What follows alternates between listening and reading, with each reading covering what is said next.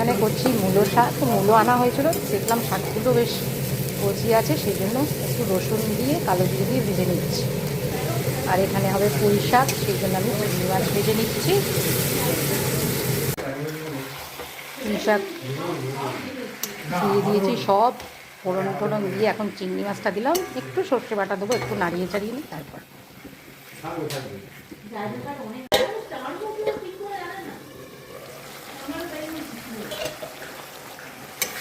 হয়ে গেছে, এবার আমি নামিয়ে নেব।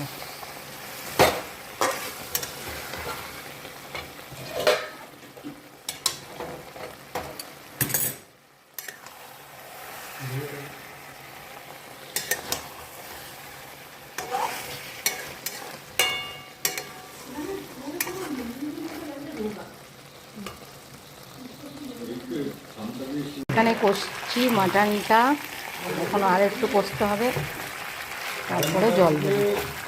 আমি আলু দিই না, সবসময় মাটনে পেঁপে দিই।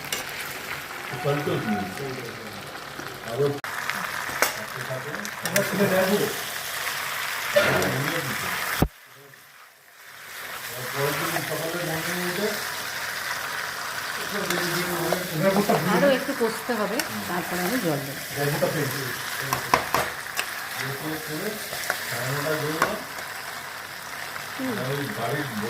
হয়ে গেছে, এক্ষুনি আমি নামিয়েছি।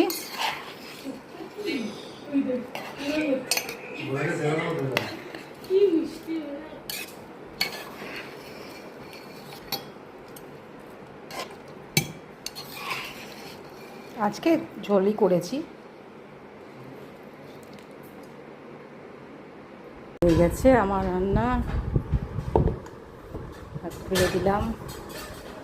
আজকে করেছি মূলো শাক ভাজা, এখানে আছে পুঁই শাক, এখানে আছে মাটন পাতলা টেলটেলে ঝোল, আর এখানে কালকে চাটনি করেছিলাম সেটা।